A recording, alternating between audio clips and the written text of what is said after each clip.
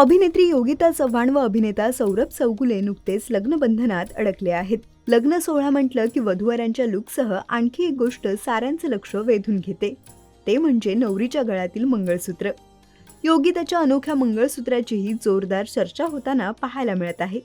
योगिताचं 2 पदरी मंगळसूत्र असून मंगळसूत्रात काळ्या मण्यांसह सोन्याचे मोठे मणी पाहायला मिळत आहेत. त्यामुळे मंगळसूत्रातील हे मणी लक्षवेधी ठरत आहेत. शिवाय योगिताच्या मंगळसूत्राच्या वाटांना सोन्याच्या बारीक साखळ्या असलेल्याही पाहायला मिळत आहेत.